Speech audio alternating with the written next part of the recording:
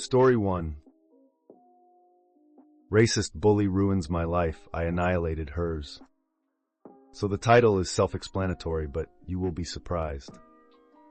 When I, F28, was in elementary school, I had a bully. I'll call her Aya because it's the only nice thing I will ever do for her. It all started in the first grade. She was the instant popular girl because she talked about her time in Ghana. She was born and raised there up until she was 4 years old, when her parents immigrated to America. And I thought that was so cool because the only immigrants I have ever known were from Mexico. I'm also Mexican, which is something you need to remember, because we lived in Texas. I asked her what was life like in Africa. She looked at me and said in a very smug voice, "A lot better than Mexico." I thought that was weird, but I let it go because we were kids at the time, and I think she just wanted to be cool or something. As the year went on, she always made offhanded comments about me being Mexican, and it was always directed towards me.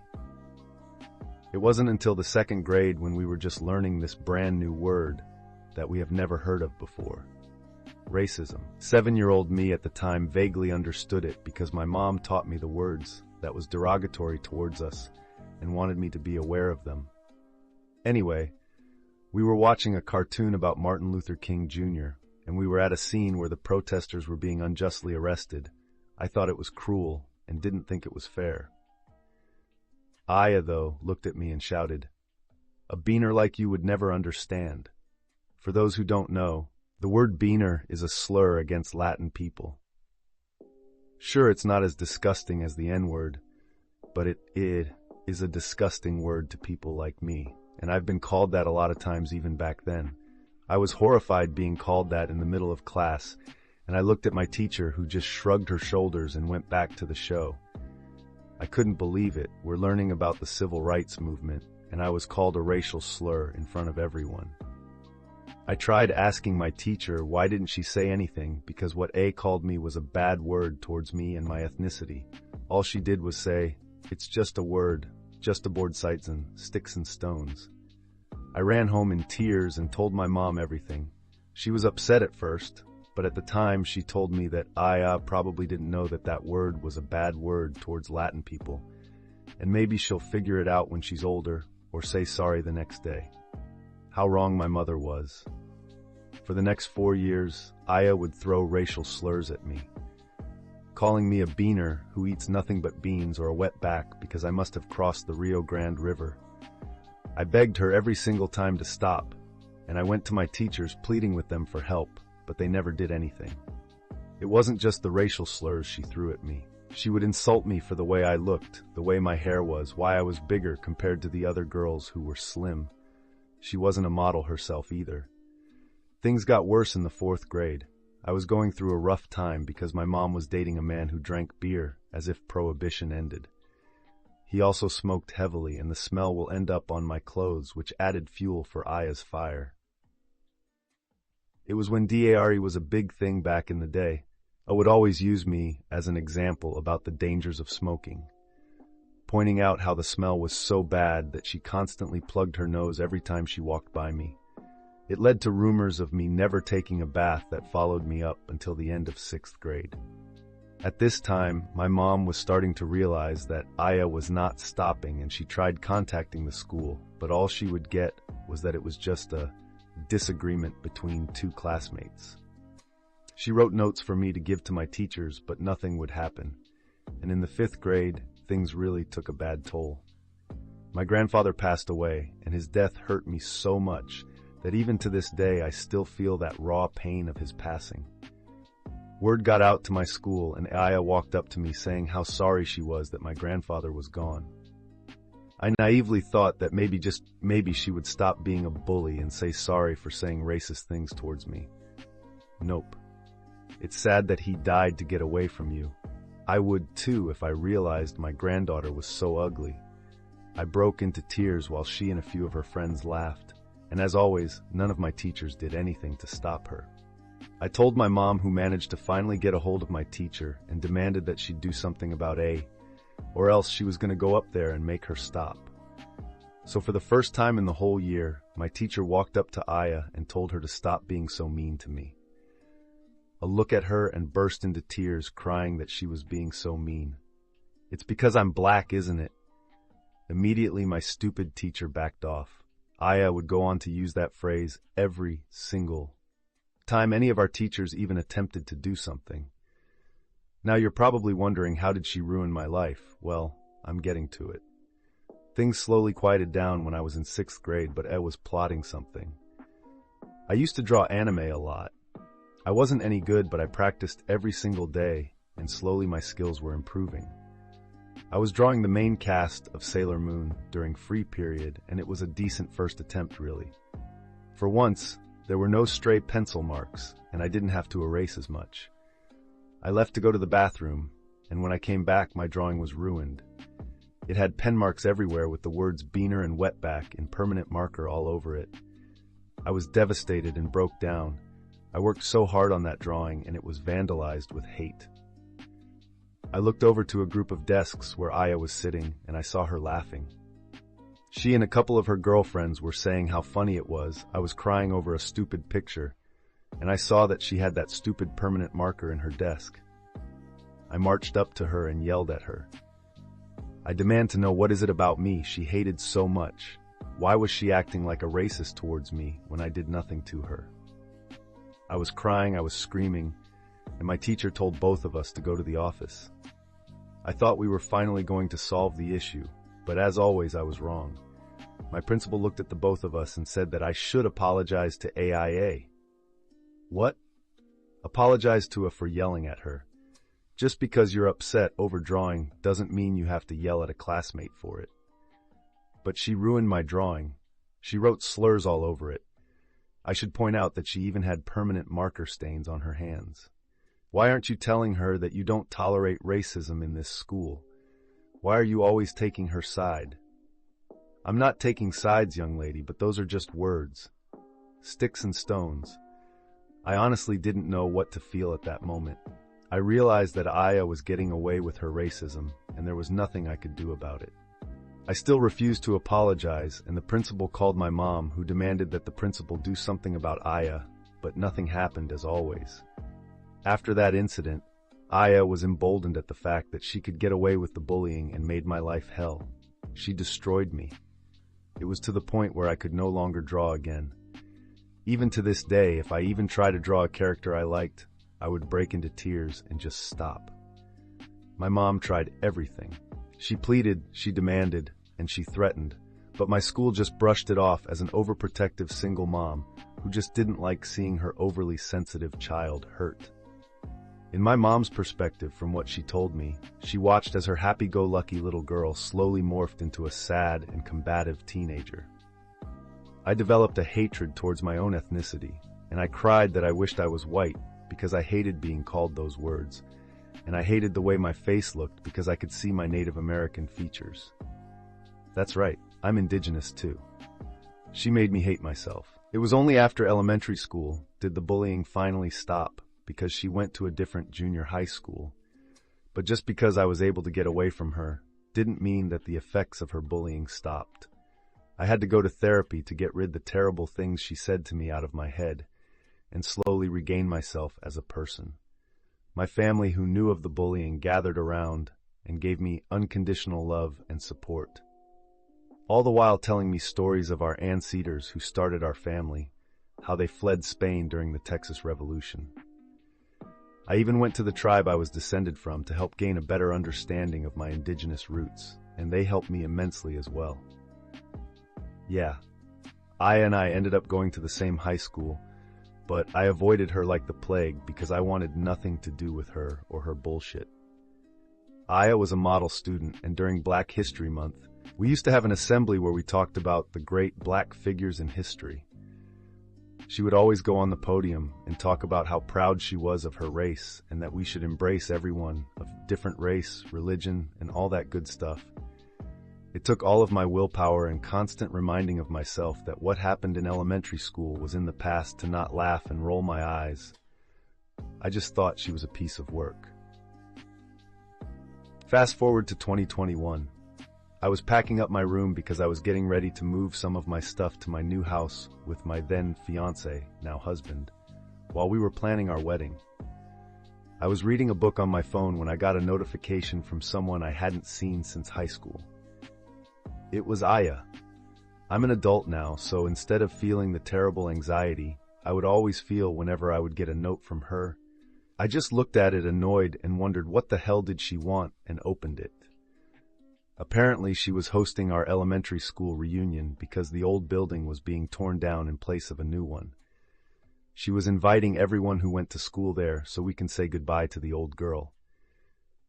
Honestly, I didn't want to go because that school has done nothing but bring me grief and anger. Just driving by it over the years would make my heart pound uncomfortably. I wanted to decline, but I thought to myself, that stupid school will be destroyed. Why not spit on it or something? And then something sparked in my head. This could be my last chance to expose Aya for what she really was. Aya, no good racist who takes joy in other people's misery. And it wasn't just me she threw racial slurs at. She was like that to everyone, from the girl who was from Delhi to a Chinese student who ended up transferring to a different school because he couldn't take it anymore. The planning.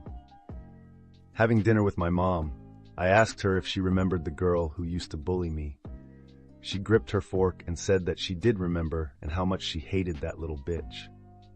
I asked her if she remembered going to the school many times to complain about her, and she said yes, and that she had written down everything that was said. And knowing my mom, she never threw anything away because it was important documents. I decided to look into her old files, and I found them. It was not only the notes Mom took, but it was also full of the hateful messages Aya wrote to me, even my Sailor Moon drawing that had those terrible racial slurs on it. The terrible feeling of self-hatred and sorrow came back in full. I was close to tears seeing that drawing and those notes. I really wanted to know why she had so much hate in her heart. After calming myself down, I went to work. I printed copies of the notes along with a note from my principal which said, "It seems that Aya called just aboard Sitson nasty words based on her ethnicity." It was even signed by that principal, which proved two things. A was a racist, and the school knew but refused to do anything. The revenge. The little party was basically a barbecue on the school playground. I showed up in casual clothing and saw my old classmates for the first time in years.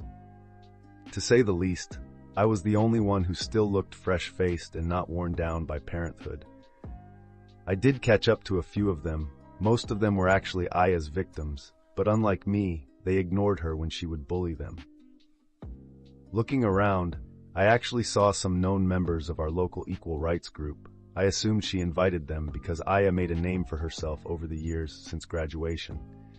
It almost made me feel sorry for what I was going to do. And when I mean almost, I mean never. The little barbecue went by smoothly, and Aya was talking about the beautiful memories she had at our old school and that she was so thankful that they welcomed her with open arms because she was an immigrant from a faraway country and was worried of not being able to belong.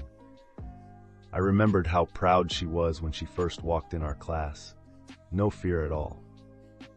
After her passionate farewell speech, everyone in our class took turns saying their own farewells. They half-assed their speeches and some just said that the school was awesome. When it was my turn, I looked around and saw everyone staring at me. Aya is standing there with a confident smile on her face, as if she thought that I was so beaten down that I would just say whatever with the school and that's it. But nope. Over the years since graduation, I sort of developed a I don't give a fuck attitude. I say what I say, and I will do a microphone drop if I have to. I talked about how I was so nervous going to the school because it was something new, and I knew that it would lead me to a path of adulthood. I talked about how this damn school had brought nothing but nightmares, horrible teachers, and a terrible student who bullied me so much that my poor mother had to spend thousands of dollars of her life savings just to give me therapy because I could not function well. I then looked at Aya and said that she was a prime example of the American dream, an immigrant who worked tirelessly to make it in this complicated country. I then said, in the same smug tone of voice she had 20 years ago, "I am so glad you grew out of your racism." And with that, I stood up and left. And remember what I said about those notes my mom kept? Well, I sent them to that local group anonymously and told them that their star volunteer was not who she was. I just thought that would be the end of it, but I did not know of the absolute shitstorm I caused. His reputation destroyed. When the leader of the group saw the notes, he was livid. He immediately told her that she was no longer welcomed and said that she was a terrible example for the people they were helping. Her fiancé dumped her, she lost her job, and as it turns out, her parents never knew of the bullying. I guess my principal decided that it wasn't worth calling them years ago. They were angry with her and demanded to know, where did she get this attitude? Because from when I found out, her father works in a business that required them to travel to and from Ghana, and he worked with many interesting people. On top of that, my former principal apparently lost a special award she got for her contributions to our school district when the superintendent happened to get an envelope containing my mother's notes, and he was just as livid. I got an apology from the school district along with other victims of Aya. They accepted that, just to get it over with, but I politely refused, saying that it was too little too late. I did get comments from my former classmates saying that I should have just let it all go, but here's the thing. I did get over it. I wanted nothing more than to just close that chapter in my life and move on. But seeing her name in that email really triggered something in me, and knowing that she was running around saying things which was opposite of what she really believed, I wanted her to feel broken the same way as I felt. My mom was neutral about it. I don't resent her because she did everything she possibly could to stop the bullying. I'm thankful for that, because in some stories I've seen on Reddit about people being bullied, their parents do absolutely nothing. I'm in a much better place now. I moved out of state after I got married, and I'm happy. Aya has attempted to contact me demanding I apologize for ruining her life, but I just ignored her and blocked her. I wish I knew why she had so much hatred. I was never rude to her. I thought she was cool that she was from Africa. I love their culture, and I thought it was awesome that she was a part of it. I also wish I could draw again, because it was my only escape from a troubled life I had, aside from the bullying. I'm just glad I was able to regain love for who I am as a person of Mexican descent and of indigenous background, because she really made me feel like I was worthless for it. That's the story of how I ruined the life of my racist bully. With the plot twist was that she was black and I was Mexican. Sure, the words she said were probably just words, but those words were very derogatory to me and many people of my ethnicity, and it's just as degrading as being called an N-word to a black person. And it also shows that even black people can be the worst racists.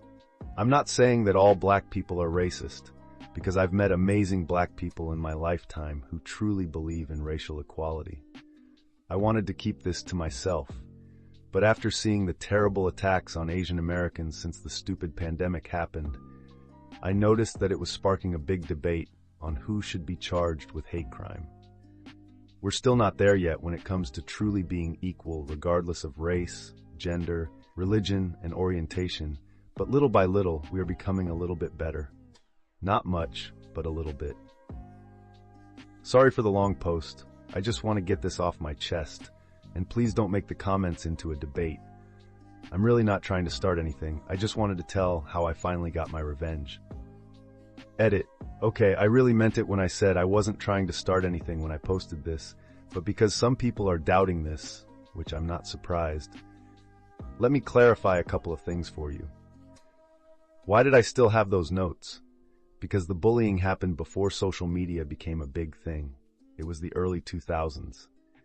She saved those notes because I think she was planning on going to the district, but by the time she was able to even consider it, elementary school ended and Aya went to a different junior high. Where does she learn those words? When she first called me Beaner, she noticed my reaction. Bullies will tell you anything just to get a reaction out of you.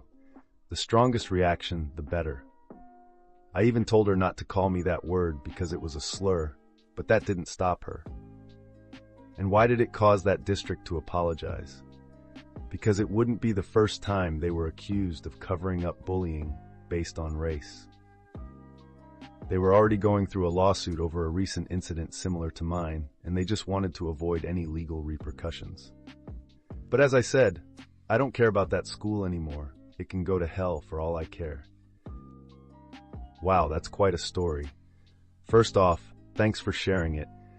It must have been really tough to go through all of that and to relive it by writing it down.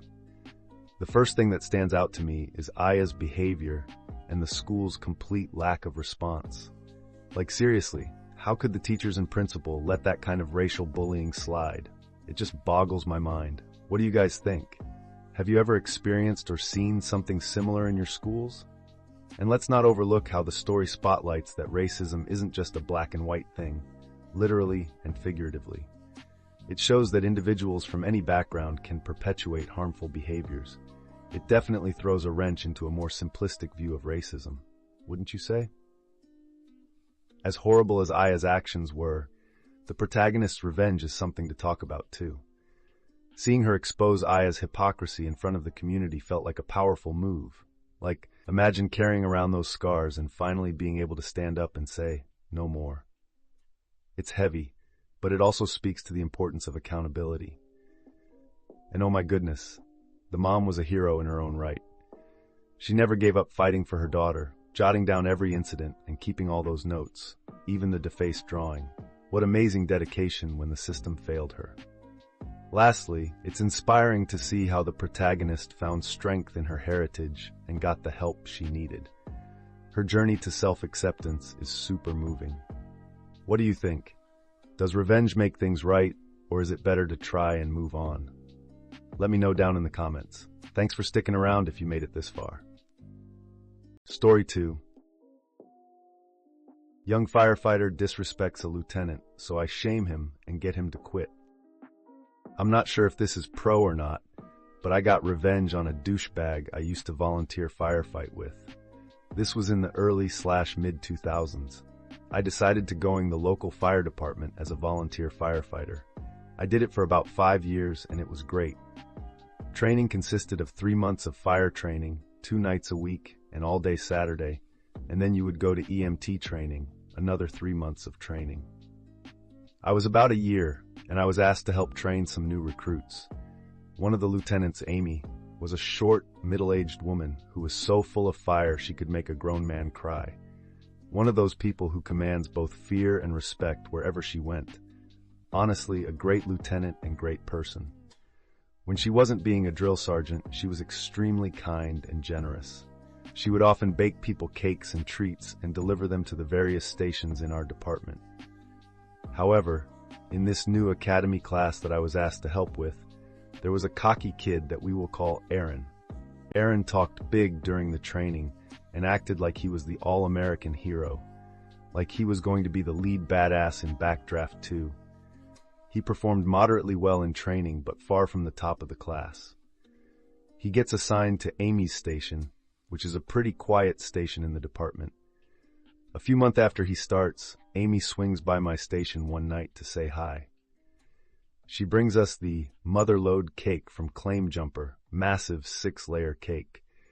She explained that she had treated her crew to a night out at Claim Jumper, which must have cost a lot of money. I think she took out about 8 people and bought a whole cake to top it all off. They had eaten the first 2 layers, so she gave us the remaining 4. We thanked her profusely, and she left. Back then, the big social media platform was MySpace, and I decided to look up some of the people in the department to make friends. I came across Aaron's page, and I noticed some photos of him and the rest of his crew at Claim Jumper with Amy. However, when I read the comments, he bragged about how he had purposefully ordered the most expensive dinner, appetizers, and drinks since Amy was buying. He bragged about how he was going to take advantage of her stupidity. This alone pissed me off, because she was doing this super nice and generous. What an ungrateful, selfish dick. Then, I read the rest of his profile. He had videos and memes on his page glorifying himself as a badass firefighter, bragging about running into burning building, and how he was such a hero. He was flirting with girls, blatantly trying to impress them with how brave he is. Bear in mind, he just graduated from the academy 3 months prior and hadn't even gone to EMT school.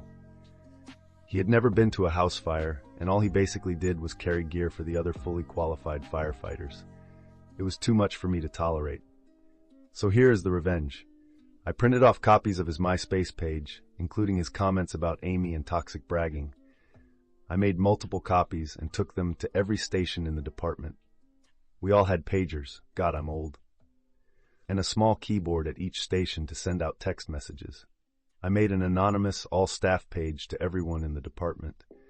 I had to keep it brief since I couldn't fit a ton of characters, but I sent out his MySpace info and told everyone about how he treated Amy. Within an hour, Aaron had cleared out his MySpace page of all posts, photos, etc. A couple of days later, he deleted his account. It's a good thing I made so many copies. Immediately after this happened, he stopped coming to volunteer, and a few weeks later, I heard that he had quit. I later talked to Amy and admitted I was the one who sent the page. I told her I hated how he treated her, and she thanked me. She seemed really sad and hurt by what he had done. But being the tough short lady that she was, she quickly got back into being an actual badass firefighter. She later started dating and married a fire chief that also helped at the academy. I've lost touch with her, but I hope she did well. She seemed pretty happy last time I saw her. Edit. I can't stop laughing about how this story ignited a firestorm about Claim Jumper's motherlode cake. Hey everyone, welcome back to the channel. Today, I've got a wild story for you that's all about sweet, sweet revenge. So let's dive in. So this person used to be a volunteer firefighter in the early 2000s. Everything was going great, and they even got the opportunity to help train new recruits. One of the key characters here is Amy, a lieutenant who everyone respected. She was tough, but also super generous, often treating her fellow firefighters to cakes and dinners. Sounds like a great person, right? Enter Aaron, the cocky new recruit. This guy thought he was the star of his own action movie. What's worse, he bragged online about exploiting Amy's generosity by ordering the most expensive stuff when she took her crew out to dinner. Not cool, Aaron. The revenge plan was simple, but effective. Our storyteller printed out all of Aaron's douchey MySpace posts and shared them with the entire fire department. Aaron's reputation took a nosedive, and he ended up quitting because of the humiliation. Karma, right? I loved how this story highlighted the community aspect of firefighting and the respect they had for Amy. What do you guys think? Was this revenge justified? Let me know in the comments below. And hey, anyone else getting hungry thinking about that massive Claim Jumper cake? Don't forget to like, subscribe, and hit that bell for more reactions like this. See you next time. Story 3. Call me a race traitor and a PM on Reddit. Let's destroy your life. A few years ago on a different Reddit account, I mentioned that I was in an interracial relationship. A Redditor reached out to me and told me I was a race traitor and unfaithful to my race. I was like, WTF, bro. I looked at his account. It was 6 years old, which told me his username was likely something he used a lot. So I started Googling his username at Gmail, username at Yahoo, etc., and I found a match with Hotmail. A guy by the name of, let's say, Jeff was selling some NFL game tickets and had posted his email. Now this doesn't necessarily mean it's the same person. However, in the post, he mentioned a city in America and that he was a fan of a particular football team. I went through the Reddit user post history. He posted quite a bit in the respective city subreddit. He mentioned going to NFL games, and in another post he also said he was born in Canada. So through the ad for the NFL ticket, I figured out his real name. I found his biography on his employer's website. He was a senior level manager, so they had a bio for him. In that bio they mentioned he was born in Canada, was a fan of said NFL team, and loved living in the city. I also found his LinkedIn page during this time. So I sent him a connect request on LinkedIn, which he accepted. I figured he would because he had 500 plus connections. So here's what we know. His username matches his email handle. He likes the NFL team. He lives in a said city that he posts in said city's subreddit. He was born in Canada. I then found his Facebook page. His Facebook page was public, and he posted what I would describe as semi-racist material. Also, his Reddit page was significantly more racist. Based on the numerous connecting factors I determined, so I create a report. I included screenshots and links and summarized my findings in that report. Now, based on this person's position in his company, he likely had a significant role in deciding who this company employs. Also, his company clearly stated they were an equal opportunity employer. So I called their HR department, I found the number, and I called them, and I asked them, would you be concerned if a senior level manager in your organization was a proud racist and degraded your equal opportunity employment policies? They were concerned. So I told them I had done an investigation into one of their senior level managers and described he was racist, and I had put together all my evidence and findings in a report and could email it over to them. I emailed them the report. A few weeks later, I called to get an update, and I was told they appreciated my report. However, they would have to comment on the status of their decision and make public statements in regard. Basically, thanks for letting us know, but we aren't going to tell you shit. That's fine. So I waited another month, and I kept checking his LinkedIn page. Then one day, I saw a LinkedIn post from him in which he said he is looking for a new opportunity, and if anyone had any positions open. So I messaged him on Reddit, and I told him, hey bro, heard you got fired. Just want you to know I'm the reason why. He threatened to find out who I was, hunt me down, rape my spouse, and strangle me to death. So I reported him to Reddit admins who promptly perma-banned him. Now, he really should have learned his lesson. Because guess what? He didn't connect the dots. He didn't know I could see all his LinkedIn activity. He didn't know who I was. He simply acted in rage. So I put his newest message in his folder and added it the report. Because you see, I can be an incredibly vindictive motherfucker. I checked his LinkedIn once a week. Good news. He got another job. Bad news, their HR department was also quite easy to get a hold of and discuss their new hires online. Racist, threatening behavior. However, let's just say I had a lovely conversation with this HR representative. She was a woman, and based on how she sounded and her name, I suspect she was a woman of color. So yeah. I'm not sure what happened after this, because a few weeks later, his internet history was cleaned up and his LinkedIn page was deleted. However, this company listed their senior management, which was what his position was. I never saw his name listed. What I suspect happened is after his HR reviewed my evidence, they terminated his employment with them. I would have totally gone after him a third time, but he got smart the second time around. DR guy called me a race traitor. I got him fired from not one but 2 jobs. Wow. Okay, so this story is quite something, right? Let's break this down a bit. So, the person on Reddit shared their experience about being in an interracial relationship, and, unfortunately, they got a pretty nasty message from some random user accusing them of being a race traitor. First off, it's so disappointing that people still think this way. So it seems like our protagonist here decided to take matters into their own hands. They did some serious detective work by piecing together clues from the user's posts, emails, and a ticket ad to figure out who this person was. They managed to find out so much information that they could pretty confidently identify this person and their job. What's really interesting is how they connected the dots between the Reddit user's posts and their real-life identity using LinkedIn and Facebook. That's some real-life sleuthing. When they contacted the guy's employer with a detailed report about his behavior, the company eventually fired him. It's kind of satisfying to see how they sought some justice there, right? And when the guy got another job, they did it all over again. It's fascinating, but also a little scary, how easy it can be to unearth someone's identity if they're not careful online. Do you guys think the protagonist did the right thing? I'm curious to know what you think in the comments.